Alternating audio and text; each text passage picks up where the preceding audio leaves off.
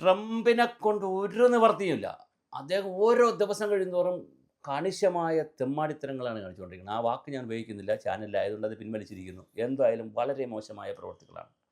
മരുന്നുകൾക്ക് 100% തീരുവ. 10 രൂപയുടെ മരുന്ന്, $10 മരുന്ന് $20 കൊടുക്കണം. ആലോചിച്ച് നോക്കൂ ആളുകൾ. അതുപോലെ ഫർണിച്ചറുകൾക്ക് 30% തീരുവയാണ് ഏർപ്പെടുത്തിയത്. വാഷിങ്ടണിൽ നിന്നുള്ള വാർത്തയാണ്.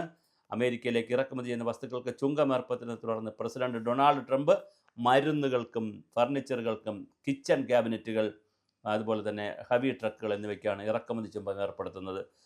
ഒക്ടോബർ 1 മുതൽ ഫാർമസ്യൂട്ടിക്കൽ മരുന്നിന് 100%, അടുക്കള ക്യാബിനറ്റുകൾ, ബാത്റൂം ഫിറ്റിംഗ്സ്, വാനിറ്റി എന്നിവയ്ക്ക് 50%, അപ്ഹോൾസ്റ്റേഡ് ഫർണിച്ചറുകൾക്ക് 30%, ഹെവി ട്രക്കുകൾക്ക് 25% ഇറക്കുമതി നികുതി ഏർപ്പെടുത്തുമെന്നാണ് ട്രംപ് പ്രഖ്യാപിച്ചിരിക്കുന്നത്. വലിയ നികുതിയാണ്. താരിഫുകൾക്ക് നിയമപരമായ ന്യായീകരണം നൽകിയിട്ടില്ല. എന്നാൽ ദേശീയ സുരക്ഷയ്ക്ക് വേണ്ടിയും മറ്റ് കാരണങ്ങളാലും ഇറക്കുമതി ചെയ്യുന്ന കിച്ചൺ ക്യാബിനറ്റുകൾക്ക്, സോഫകൾക്ക് നികുതി ആവശ്യമാണെന്ന് ട്രംപ് ട്രൂത്ത് സോഷ്യലിൽ പറഞ്ഞു. നമ്മുടെ ഇവിടുത്തെ ഈ ട്വിറ്റർ പോലെ അല്ലെങ്കിൽ ടെലഗ്രാം പോലെ അല്ലെങ്കിൽ നമ്മുടെ ഇൻസ്റ്റാഗ്രാമൊക്കെ പോലെയുള്ള എക്സ് ഒക്കെ പോലെയുള്ള ഒരു സോഷ്യൽ മീഡിയ സംവിധാനമാണ്, പ്ലാറ്റ്ഫോമാണ്.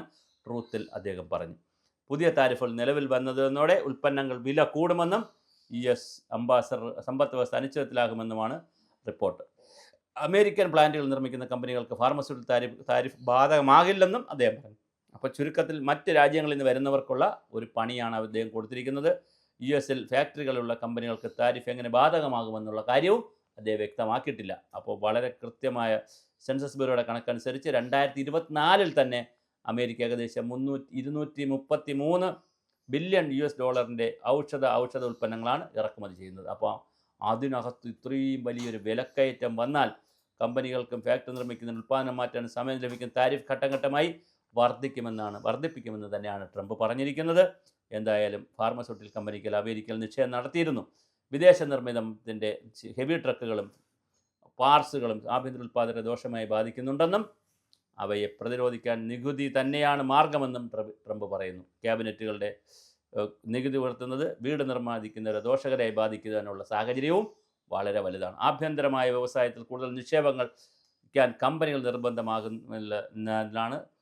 നിർബന്ധമാക്കുന്നതിനുള്ള താക്കോലാണ് താരിഫുകളെന്നാണ് തുടക്കം മുതൽ ട്രംപ് ആവർത്തിക്കുന്നത്. എന്തായാലും മറ്റ് രാജ്യങ്ങൾക്ക് നേരെയും ട്രംപ് വലിയ ഭീഷണിയാണ് മുഴക്കിയിരിക്കുന്നത്. അമേരിക്കയിൽ ഓരോ വിഷയത്തിനും ഓരോ വസ്തുക്കൾക്കും ദിവസം പ്രതി താരിഫും ചുങ്കവും ഒക്കെ കൂട്ടിക്കൂട്ടി വേറൊരു സാമ്പത്തിക വ്യവസ്ഥയിലേക്ക് അമേരിക്കയെ കൊണ്ടുപോകുക, ലോകരാജ്യങ്ങൾക്ക് ഭീഷണിയാവുക, ലോകരാജ്യങ്ങൾക്ക് ചുട്ട മറുപടി കൊടുക്കുക എന്നുള്ള പുതിയ ലൈനാണ് ട്രംപ് സ്വീകരിച്ചിരിക്കുന്നത്. ഇപ്പോഴിതാ ഞാൻ ഈ പറഞ്ഞ പോലെ മരുന്നുകൾക്കും അതുപോലുള്ള വസ്തുക്കൾക്കെല്ലാം 100% ചാർജ് കൂട്ടിയിരിക്കുന്നത് അല്ലെങ്കിൽ തീരുവ കൂട്ടിയത്.